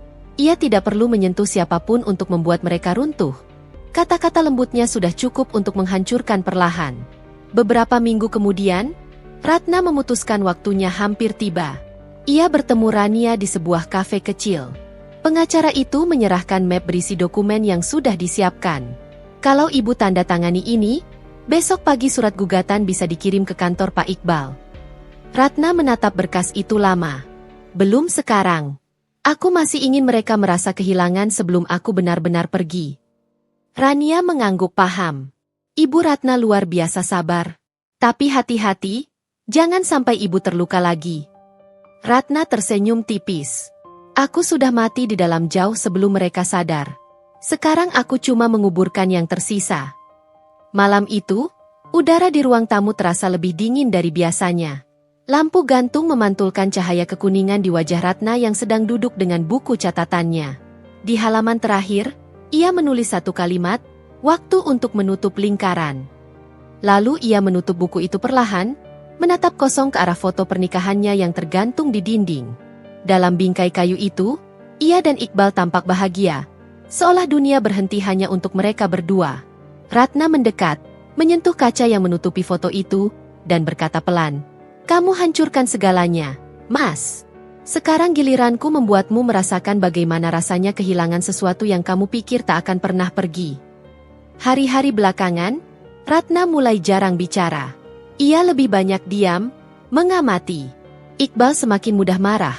Tekanan dari Nisa, rasa bersalah pada Ratna, dan tatapan iba dari ibunya membuatnya tak lagi bisa berpura-pura kuat. Setiap pulang ke rumah, wajahnya tampak lelah dan kusut, tapi Ratna tetap menyambutnya dengan tenang. Tidak ada nada tinggi, tidak ada pertengkaran. Justru keheningan itu yang membuat Iqbal semakin takut. Pagi itu Ratna berdiri di dapur, menyiapkan sarapan seperti biasa. Ibu Ratri datang tiba-tiba, membawa kue dari arisan. Ratna menyambutnya ramah. "Ibu datang sendiri?" "Iya, kebetulan lewat. Ibu pengen lihat kamu," jawabnya sambil duduk. Ratna menuangkan teh. Ibu kelihatan capek. Ibu Ratri tertawa lemah. Akhir-akhir ini ibu memang banyak pikiran. Iqbal juga berubah. Entah kenapa rumah ini terasa dingin. Ratna menatapnya dengan mata lembut, seolah ingin menghapus beban itu. Padahal dalam dirinya ada kepuasan yang tak bisa ia sembunyikan. Ia tahu, dingin itu bukan kebetulan. Itu hasil dari setiap kata dan tatapan yang ia pilih dengan hati-hati. Beberapa menit kemudian, Iqbal datang. Ia tampak terkejut melihat ibunya di sana. "Ibu datang?" tanyanya, mencoba tersenyum. "Iya, kamu nggak keberatan kan?" Iqbal menggeleng. Tapi suasana menjadi canggung. Mereka duduk bertiga. Saling diam, hanya suara sendok beradu dengan piring yang terdengar. Ratna lalu berbicara pelan. Suaranya nyaris berbisik tapi cukup untuk membuat dua orang itu membeku. "Mas, aku nemu sesuatu di meja kerja kamu. Ada surat dari pengacara. Kamu mau jelasin?" Iqbal mendongak, wajahnya pucat. "Surat apa?" Ratna menatapnya datar. Surat yang isinya perjanjian dengan seseorang bernama Nisa. "Aku sempat baca sedikit. Ternyata kamu bukan cuma bohong soal nikah lagi, tapi juga soal utang-utangmu, ya?" Iqbal membuka mulut tapi tak ada suara keluar. Ibu Ratri menatap anaknya kaget. "Iqbal, apa maksudnya ini?" Ratna menatap keduanya bergantian. "Nggak usah pura-pura lagi, Bu. Aku udah tahu semuanya. Aku tahu ibu juga tahu dari awal. Tapi tenang, aku nggak marah. Aku cuma mau kalian tahu, aku juga bisa bermain dalam diam. Iqbal memukul meja. Ratna, cukup. Jangan bawa-bawa ibu. Ratna tersenyum tipis. Kenapa, Mas? Takut ibu tahu seberapa dalam kamu menipuku? Ibu Ratri terisak, mencoba menenangkan keduanya, tapi suasana sudah pecah. Ratna berdiri, mengambil map dari lemari, dan meletakkannya di atas meja. Ini semua bukti. Foto, pesan, slip kontrakan, catatan pembayaran. Aku udah siapin sejak lama. Tapi aku nggak akan kirim ke pengadilan dulu. Aku mau kalian lihat dulu bagaimana rasanya hidup dengan ketakutan. Ia menatap keduanya lama. Iqbal menunduk, keringat dingin di pelipisnya. Sementara Ibu Ratri menutup wajah dengan kedua tangan. Ratna berbalik pergi ke kamar, meninggalkan mereka dalam keheningan yang berat. Di dalam kamar, Ratna duduk di tepi ranjang, menutup mata. Ia tak menangis. Justru ada rasa ringan aneh yang belum pernah ia rasakan sejak pengkhianatan itu terungkap. Beberapa hari setelah kejadian itu, Iqbal mulai berubah drastis. Ia pulang cepat, berusaha memperbaiki keadaan, tapi semua terasa terlambat. Nisa menelepon hampir setiap malam, menuntut kejelasan, sementara Ratna tetap menjalani harinya dengan tenang. Ia tak lagi berbicara banyak, tak lagi menuntut apa-apa. Justru ketenangan itu membuat Iqbal tak bisa makan dan tidur. Dalam diam, Ratna telah menjadi bayangan di kepala suaminya, menghantui setiap langkahnya. Suatu sore, Ratna menerima pesan dari nomor tak dikenal. Bu Ratna, saya Nisa. Bisa kita bertemu? Saya ingin bicara. Ratna membaca pesan itu berulang kali, lalu menjawab singkat, besok pukul 3 di taman belakang Masjid Al-Mutakin. Keesokan harinya, Ratna datang lebih dulu. Ia duduk di bangku taman di bawah pohon flamboyan yang sedang berbunga. 15 menit kemudian, Nisa datang. Wajahnya pucat, matanya sembab. Mereka saling menatap, tak ada sapaan. Akhirnya Nisa yang bicara duluan. Saya nggak sanggup lagi, Bu. Iqbal nggak mau pisah dari ibu. Saya merasa bodoh. Ratna mengamati perempuan itu. Kamu bukan bodoh. Kamu cuma terlalu percaya. Sama seperti aku dulu. Air mata Nisa jatuh. Saya hamil, Bu. Ratna diam sejenak. Selamat. Nisa menggeleng. Bukan selamat, Bu. Saya takut. Saya nggak tahu harus gimana. Ratna menatap langit yang berwarna kelabu.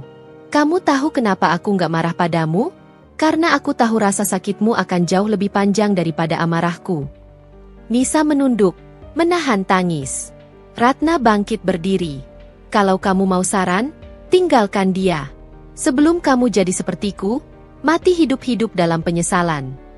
Lalu Ratna berjalan pergi, meninggalkan Nisa yang jatuh berlutut sambil menangis keras di bawah pohon. Malamnya, Iqbal pulang dengan wajah muram. Ratna sudah tahu apa yang akan ia katakan bahkan sebelum mulutnya terbuka. Nisa datang ke kantor. Dia bilang mau pergi keluar kota. Suara Iqbal serak. Ratna menatapnya lama. Kamu nggak akan kejar? Iqbal menggeleng. Aku nggak tahu harus gimana. Ratna hanya tersenyum tipis. Mungkin itu pertama kalinya kamu benar-benar jujur. Setelah itu, Ratna berjalan ke kamar, meninggalkan Iqbal sendirian di ruang tamu. Lelaki itu menatap punggung Ratna yang menjauh dengan perasaan hampa. Ia baru sadar, tak ada yang lebih menyakitkan dari dicintai seseorang yang sudah berhenti berharap. Beberapa hari kemudian, Ibu Ratri jatuh sakit. Ratna tetap datang menjenguk, membawa makanan dan duduk di sisi tempat tidur mertua yang pucat. Ibu harus makan, biar cepat sembuh. Ibu Ratri memegang tangan Ratna dengan gemetar. Nak, maafkan ibu. Ibu salah besar. Ratna menggenggam tangannya. Ibu nggak perlu minta maaf. Kadang orang berbuat salah karena terlalu ingin melindungi yang salah. Air mata menetes di pipi Ibu Ratri. Ibu hanya ingin Iqbal bahagia. Ratna tersenyum lembut. Dan sekarang lihatlah, Bu. Bahagia seperti apa yang dia dapat. Keheningan mengisi ruangan itu lama sekali. Ratna kemudian berdiri, menata selimut, lalu berkata pelan. Istirahat, Bu. Waktu akan membuat semuanya menyesal dengan caranya masing-masing. Malam menjelang. Ratna pulang ke rumah, duduk di ruang tamu gelap. Iqbal belum kembali. Ia membuka email dari Rania, surat gugatan sudah siap, tinggal menunggu tanda tangan. Ratna membaca seluruh isi berkas itu dengan hati yang tenang. Tak ada lagi gemetar, tak ada keraguan. Ia sudah melewati batas antara cinta dan kebencian, dan kini ia hanya ingin menutup semua ini dengan martabat yang utuh. Ia menutup laptop, memejamkan mata, lalu berbisik, "Besok semuanya berakhir." Pagi itu, langit Jakarta tampak mendung, seperti ikut menahan napas. Ratna bangun lebih awal dari biasanya. Ia menatap cermin lama sekali, memperhatikan bayangan wajahnya yang tampak lebih tenang dari beberapa bulan terakhir. Ada lingkar hitam di bawah mata, tapi juga ada sinar dingin yang belum pernah ia lihat sebelumnya. Ia tahu, hari ini bukan hari biasa. Ia mengambil pakaian terbaiknya, mengenakan kebaya krem yang dulu dipakai saat lamaran. Tidak untuk mengenang, tapi untuk menutup lingkaran masa lalu. Di meja rias, tergeletak map berwarna biru dengan tulisan gugatan cerai Ratna Iqbal. Ia menatap map itu beberapa detik sebelum memasukkannya ke dalam tas. Suara ketukan pintu terdengar pelan. Iqbal berdiri di ambang pintu dengan wajah lelah. "Kamu mau kemana, Nah?" tanyanya, suaranya parau. Ratna tersenyum tipis. "Ke tempat di mana semuanya dimulai dan akan berakhir." Iqbal mematung. Ratna berjalan melewatinya tanpa menoleh, meninggalkan aroma melati yang samar dan langkah yang mantap. Di ruang tamu, Ibu Ratri sudah duduk. Wajahnya tampak lebih pucat, tapi matanya menatap Ratna penuh arti. "Kamu kelihatan cantik sekali hari ini, Nak." Ratna berhenti sebentar. "Terima kasih, Bu. Kadang seseorang perlu terlihat cantik saat menutup luka." Ucapan itu membuat dada Ibu Ratri terasa sesak. Ia tahu ada sesuatu yang besar akan terjadi hari itu, tapi tak sanggup menahannya lagi. Ia hanya bisa menatap Ratna berjalan keluar rumah, diikuti oleh suara pintu mobil yang tertutup pelan. Kantor pengacara Rania berada di gedung lama di pusat kota. Ratna melangkah masuk dengan tenang. Rania sudah menunggu di ruangannya, membawa setumpuk berkas di atas meja. "Semua sudah siap. Aku tinggal minta tanda tanganmu, Ratna," katanya lembut. Ratna duduk, membuka map, membaca sekali lagi setiap kalimat. Tidak ada getaran di tangannya kali ini. "Aku sudah siap." Saat pena menari di atas kertas, ada rasa lega yang aneh mengalir di dadanya. Seolah beban bertahun-tahun perlahan terangkat. Ia menatap Rania sambil tersenyum. "Kamu tahu, dulu aku kira aku nggak akan sanggup hidup tanpa dia." Rania menatapnya lembut. Sekarang aku sadar, ternyata aku bukan kehilangan suami. Aku hanya kehilangan kebodohan yang dulu kupelihara." Setelah semua ditandatangani, Ratna keluar dari gedung itu. Di luar, langit mulai gerimis. Ia berdiri sebentar di trotoar, membiarkan butir air jatuh di wajahnya. Mobil hitam berhenti di depan. Iqbal keluar dari dalamnya, tergesa-gesa menghampirinya. "Ratna, tolong dengar aku dulu." Ratna menatapnya datar. "Untuk apa, Mas? Semua sudah selesai." Iqbal menarik napas berat. "Aku salah. Aku bodoh. Aku pikir aku bisa memperbaiki semuanya. Tapi ternyata aku malah menghancurkan hidupmu dan hidupku sendiri." Ratna menatap langit, lalu kembali ke wajah suaminya. "Kalau kamu baru sadar sekarang, artinya kamu gak pernah benar-benar mencintaiku. Karena cinta sejati nggak butuh kehancuran dulu untuk mengerti nilainya." Iqbal terdiam. Ratna melangkah pergi, tapi Iqbal menarik lengannya. "Aku mohon, jangan pergi dulu. Aku mau ibu lihat kita bicara baik-baik. Aku mau perbaiki semuanya." Ratna menatap genggaman tangannya, lalu perlahan melepaskannya. "Kamu nggak bisa memperbaiki sesuatu yang sudah kamu bunuh sendiri, Mas." Ia berjalan ke arah mobilnya dan pergi meninggalkan Iqbal yang berdiri di tengah gerimis, menatap kepergiannya dengan pandangan kosong. Sore itu Ratna sampai di rumah Ibu Ratri. Rumah itu terasa lebih sepi dari biasanya. Ia disambut oleh aroma kayu manis dari dapur. Ibu Ratri duduk di kursi rotan, selimut menutupi kakinya. "Kamu habis dari kantor pengacara?" tanyanya tanpa menatap. Ratna duduk di hadapannya. Iya, Bu. Ibu Ratri menghela napas. Jadi benar kamu akan cerai? Ratna menatap lantai. Iya, Bu. Aku nggak mau hidup dalam kebohongan lagi. Lalu bagaimana dengan Iqbal? Ratna menatapnya lama. Dia akan belajar kehilangan dengan cara yang dia pilih sendiri. Ibu Ratri meneteskan air mata. Ibu salah, Nak. Ibu pikir bisa menutupi kebodohan anak ibu dengan alasan cinta. Tapi sekarang ibu kehilangan semuanya. Ratna menggenggam tangan mertuanya. Ibu nggak kehilangan aku. Selama ibu mau berhenti berpura-pura. Ibu Ratri menatap Ratna. Dan untuk pertama kalinya dalam waktu lama, ia melihat cahaya jujur di mata menantunya itu. Cahaya yang dulu sempat hilang saat cinta berubah menjadi luka. Mereka duduk lama dalam diam. Ratna lalu berdiri dan berjalan ke kamar yang dulu sering ia tempati saat awal menikah. Ia membuka lemari, mengeluarkan sebuah kotak kayu kecil. Di dalamnya ada surat-surat lama, foto, dan seuntai kalung perak dari Iqbal. Ia menatap kalung itu lama, lalu tersenyum kecil. Aku sudah cukup lama memenjarakan diriku di sini, gumamnya pelan. Ia menutup kotak itu dan memasukkannya ke dalam tas. Saat ia keluar kamar, Iqbal sudah berdiri di ruang tamu. Bajunya masih basah karena hujan.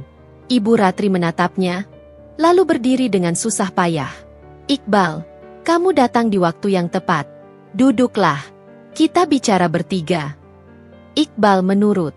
Suara hujan di luar membuat ruangan terasa semakin sunyi. Ratna duduk dengan tenang, sementara Iqbal menunduk, matanya merah. Ratna, aku mohon maaf. Aku tahu kata-kata ini udah gak berarti buatmu, tapi aku sungguh menyesal. Semua yang kulakukan cuma karena aku takut. Aku takut kehilangan, tapi akhirnya justru aku yang menghancurkan. Ratna mendengarkan tanpa ekspresi. Takut kehilangan apa, Mas? Aku? Atau kebiasaan kamu untuk punya dua dunia? Iqbal menatap Ratna, suaranya pecah. Aku cuma manusia. Nah. Ratna tersenyum miris. Dan aku bukan? Aku juga manusia, Mas. Tapi aku memilih untuk tetap setia bahkan saat kesetiaan itu menyakitiku.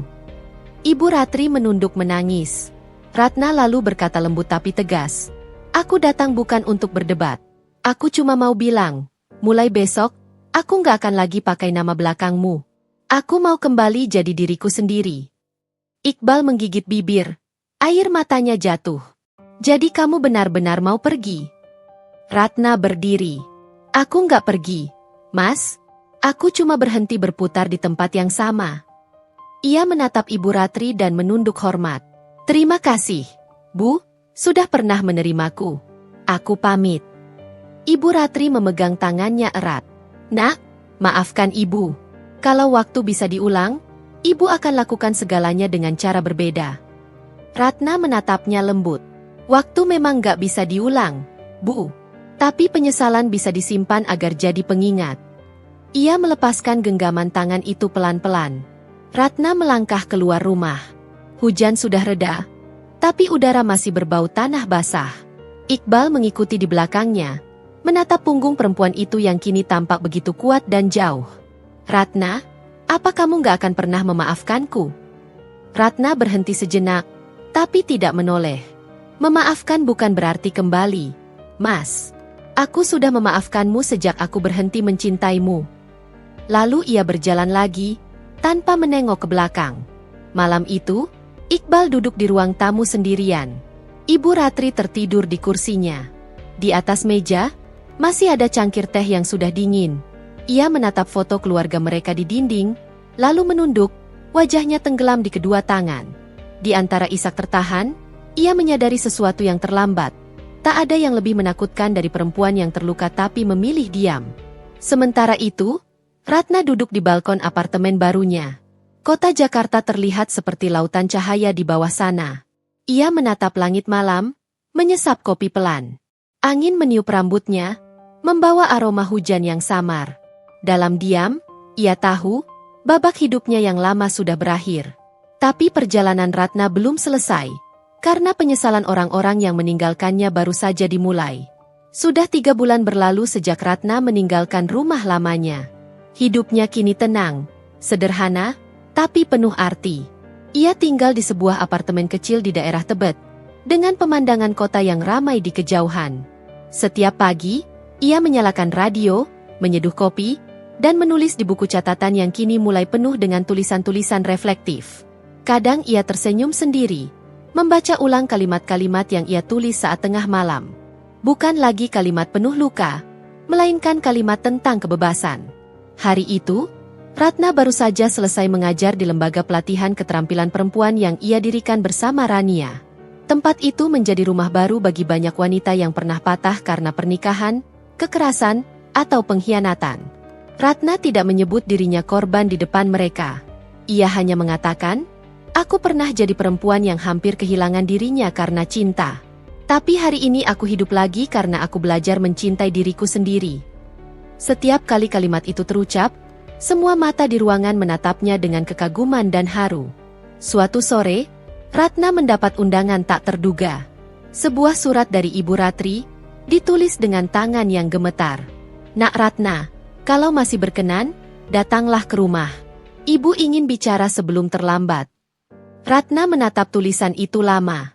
Di antara kelegaan yang telah ia bangun, ada sedikit getar di dadanya. Ia tahu, ini bukan tentang masa lalu yang ingin diperbaiki, tapi tentang penutupan yang belum benar-benar tuntas.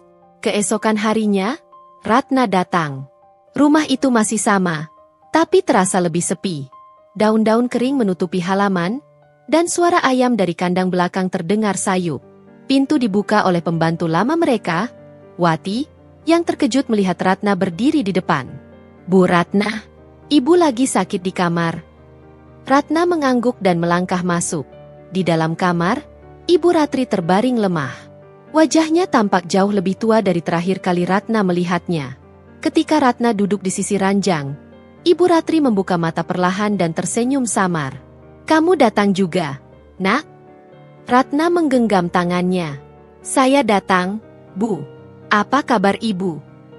"Ibu, nggak baik-baik saja. Sejak kamu pergi, rumah ini seperti kehilangan ruhnya." Iqbal hampir nggak pernah bicara.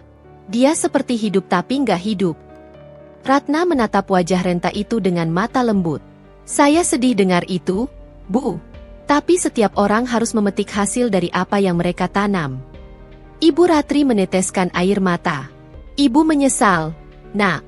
Ibu terlalu ikut campur. Ibu pikir bisa mengatur kebahagiaan anak dengan cara sendiri. Tapi ternyata, ibu justru menghancurkan dua hati yang sama-sama tulus." Ratna diam. Hatinya bergetar, tapi bukan karena marah. Lebih karena melihat bagaimana penyesalan benar-benar menghukum tanpa harus diucapkan keras-keras. Ia mengusap tangan Ibu Ratri pelan. Ibu nggak perlu minta maaf terus-menerus. Kadang, penyesalan yang diakui sudah cukup untuk menebusnya. Mereka berbicara lama sore itu. Ibu Ratri bercerita bagaimana setelah Ratna pergi, Iqbal menjadi orang yang sangat berbeda. Ia kehilangan pekerjaannya karena proyek-proyeknya kacau. Nisa, perempuan yang dulu dinikahinya diam-diam, pergi tanpa kabar setelah keguguran dan memutus semua hubungan. Iqbal tinggal di rumah itu, merawat ibunya, tapi hampir tidak pernah keluar kamar. "Dia jarang makan, jarang tidur," kata Ibu Ratri pelan. "Kadang ibu dengar dia menyebut namamu dalam tidurnya." Ratna menunduk, menghela napas panjang. Ia tidak merasakan kepuasan, hanya sepi yang aneh. Ia berdiri dan menatap jendela yang terbuka sedikit. Angin sore membawa aroma hujan. "Bu, saya pamit dulu. Saya senang bisa melihat ibu lagi." Ibu Ratri menatapnya dengan air mata. "Kamu mau ketemu Iqbal?" Ratna diam sejenak, lalu menggeleng. "Kalau memang waktunya, kami akan bertemu tanpa perlu direncanakan." Namun takdir tampaknya punya caranya sendiri. Saat Ratna keluar kamar dan berjalan ke pintu depan, Iqbal muncul dari arah dapur. Rambutnya sedikit berantakan, wajahnya tirus, dan matanya kosong. Mereka berhenti di depan satu sama lain tanpa kata. Hening. Udara di antara mereka begitu padat, seperti membawa ribuan kenangan yang tak bisa lagi disusun ulang. "Ratna?" Suara Iqbal hampir tak terdengar. Ratna menatapnya lama. "Kamu kelihatan gak sehat, Mas?" Iqbal tertawa pelan, getir. Mungkin karena aku memang gak sehat sejak kamu pergi. Ratna tak membalas. Ia menatap mata lelaki itu, mencari sisa-sisa kebanggaan yang dulu membuatnya jatuh cinta. Tapi yang tersisa hanya kesepian dan penyesalan. Aku sering mikir, kata Iqbal lirih. Kalau waktu bisa diulang, aku gak akan pernah ninggalin kamu. Tapi sekarang semuanya terlambat, ya? Ratna tersenyum kecil. Waktu gak pernah bisa diulang, Mas. Tapi kita bisa belajar untuk gak mengulangi kesalahan yang sama. Iqbal menatapnya dalam, seolah ingin mengukir wajah Ratna sekali lagi dalam ingatannya. Kamu bahagia sekarang? Ratna menatapnya tenang. Bahagia itu bukan soal siapa yang menemani, Mas. Tapi soal siapa yang berani memilih dirinya sendiri. Dan aku udah memilih. Iqbal mengangguk pelan. Air matanya jatuh tanpa bisa ditahan. Aku pantas kehilanganmu. Ratna menatapnya dengan tatapan yang lembut namun tegas.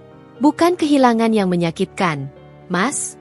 Tapi menyadari bahwa apa yang kamu remehkan ternyata satu-satunya hal yang paling berharga. Ratna melangkah pergi. Di belakangnya, Iqbal berdiri membisu di ambang pintu, menatap punggung perempuan yang dulu pernah ia sakiti tapi kini justru membuatnya sadar arti kehilangan. Hari berganti minggu. Beberapa waktu kemudian, Ratna menerima kabar bahwa Ibu Ratri meninggal dunia dengan tenang. Dalam surat wasiatnya, sang ibu menuliskan pesan singkat, "Untuk Ratna, maafkan ibu. Terima kasih sudah mengajarkan bahwa cinta sejati tidak diukur dari pertalian darah, tapi dari ketulusan hati." Ratna menghadiri pemakaman tanpa banyak bicara. Iqbal ada di sana, berdiri di seberang makam, wajahnya pucat dan mata sembab. Ketika semua orang pergi, hanya mereka berdua yang tersisa di sisi pusara.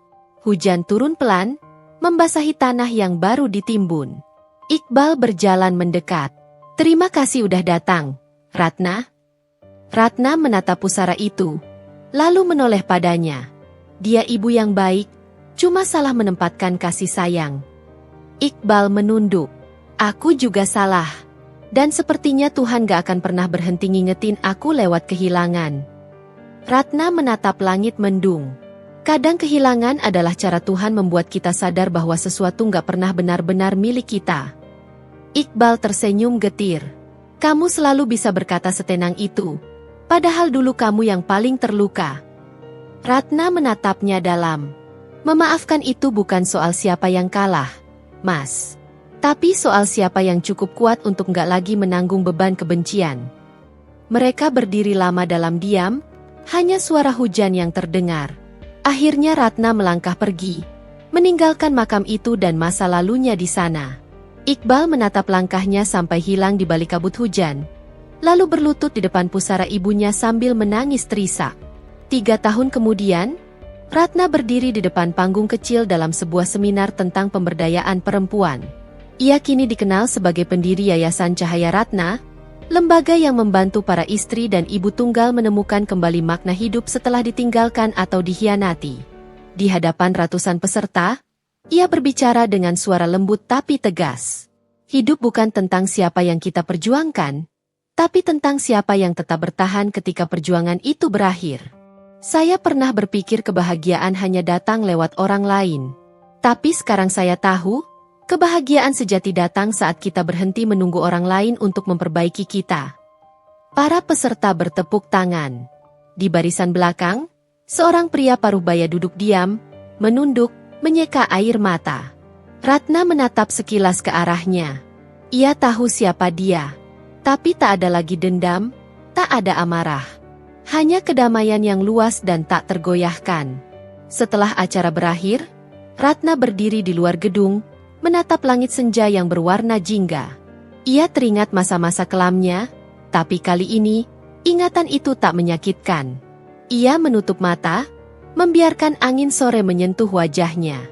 Dalam hati, ia berbisik, "Terima kasih, Tuhan. Karena dari luka, aku belajar jadi manusia yang utuh." Cinta tidak akan berarti jika kehilangan diri sendiri di dalamnya. Bahwa memaafkan bukan tentang membenarkan kesalahan, tapi membebaskan hati dari beban. Dan bahwa kekuatan seorang perempuan tidak diukur dari seberapa lama ia bertahan, melainkan dari keberaniannya untuk pergi dengan tenang, membawa harga diri dan ketenangan yang tak bisa dibeli oleh siapapun.